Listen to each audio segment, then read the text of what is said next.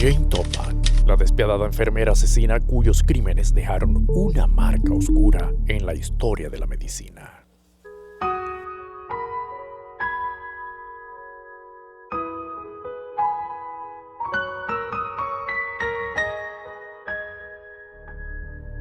¿Quién fue Jane Toppan? Jane Toppan, cuyo verdadero nombre fue Honora Keeley, nació en 1857 en Boston, Massachusetts. Sus padres eran irlandeses. El inicio de su vida fue trágico y con muchos altibajos. En su niñez, su madre murió. Además, su padre, Peter Keeley, era un borracho alcoholizado extravagante y abusivo. Sus conocidos lo llamaban Keeley the Crack, el chiflado. Años después se escucharían muchos rumores en la zona donde vivía, ya que la gente aseguraba que tenía demencia. Una de las locuras más conocidas y difundidas fue que cosiera sus propios párpados cerrados mientras trabajaba como sastre. El padre tomó la decisión de llevar al Boston Female Asylum a sus dos hijas menores, Delia Josephine, quien contaba con 8 años de edad, y Honora, de 6 años. Era un orfanato para niñas indigentes. Aparentemente esta institución se encargaba de recibir, proteger e instruir huérfanas hasta que tuviesen 10 años, para entonces entregarlas a familias respetables. Según el expediente correspondiente a las hermanas Kelly, se especifica que las niñas fueron rescatadas de una casa muy miserable. En noviembre de 1864, Honora Keeley fue asignada como trabajadora doméstica en la casa de Anne C. Toppan de Lowell, Massachusetts. Era una especie de contrato como servidumbre. Honora no fue adoptada de manera formal por los Toppan, sin embargo, obtuvo el apellido de esta familia y finalmente terminó siendo conocida como Jane. La familia Toppan tenía una hija, Elizabeth, con la cual no se llevaba bien. Esto fue el principio de cada uno de los errores que cometió Jane, quien estaba obsesionada con la muerte. Se notaba que Jane era una joven muy inteligente, además muy sociable y alegre, lo que la hacía popular y atractiva, aunque tenía un aire siempre de misterio. Con el paso del tiempo, quienes compartían con ella fueron notando que mostraba signos de inestabilidad mental y delirios de grandeza. Jane Toppan, la enfermera. Sin embargo, con todos estos antecedentes, en 1885 Jane hizo realidad uno de sus mayores deseos: entrar como aprendiz de enfermería. Pudo realizarlo en el hospital de Cambridge, donde fue adscrita como brillante y terrible, pero no pasó mucho tiempo para que se pudiera notar su carácter asocial, lo que la llevó a enfrentarse con sus compañeras y supervisores. Para ellos era una especie de bicho raro que se obsesionaba con las autopsias y por lo general mentía sobre su pasado. Todas estas actitudes provocaban rechazo hacia ella, por lo que se convirtió en una persona solitaria. A pesar de toda esta situación, se llevaba bien con los pacientes, quienes la conocían como Jane Jolly, ya que era muy comunicativa y atendía con una conducta muy alegre a los pacientes. Aunque siempre hubo un lado siniestro, misterioso y oscuro en las intenciones de Jane Jolly con ellos. Se dedicaba demasiado tiempo al lado de los pacientes, lo cual aprovechaba para experimentar los resultados que tenía al alterar las dosis de los medicamentos recomendados por los médicos, en especial la atropina. Se sospecha que todas estas prácticas ocasionaron la muerte de una docena de mujeres y hombres internados. Escribe en los comentarios cuántas personas crees tú que esta mujer pudo matar. ¿Crees que estaba enferma mentalmente para asesinar a tanta gente?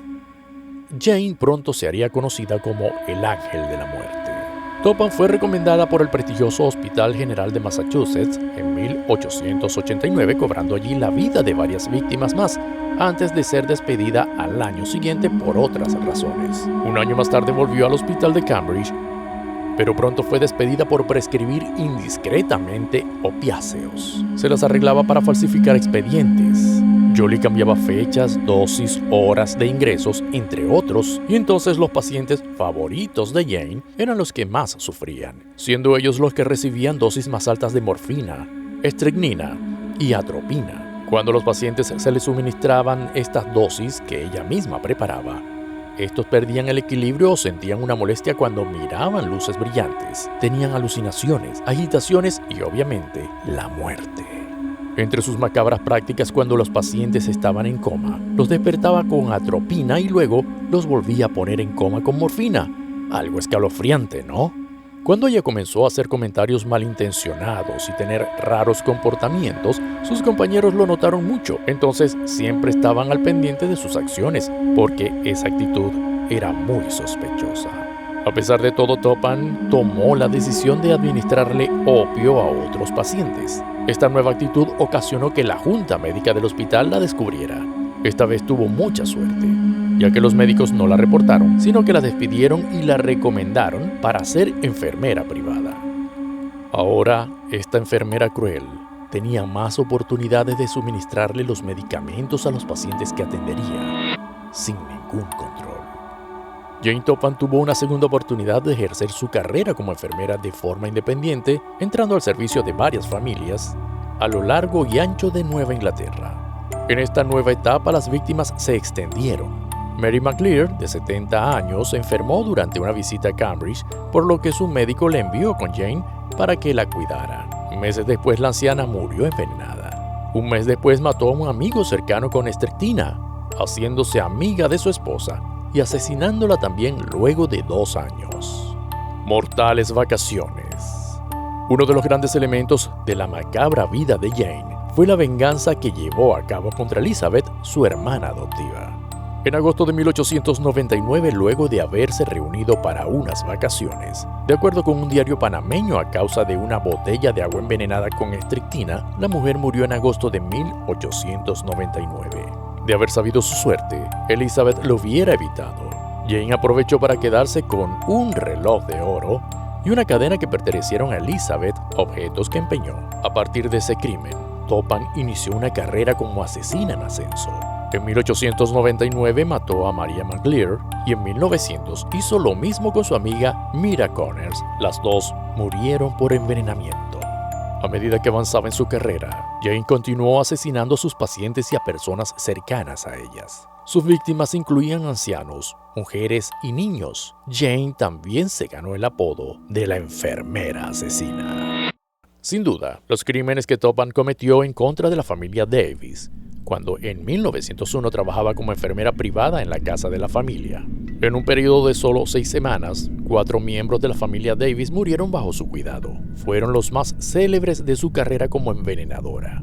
Mattie Davis, su hija Genevieve Gordon, su marido Alden Davis y la hija mayor de ellos, Minnie Gibbs, murieron a manos de Topham.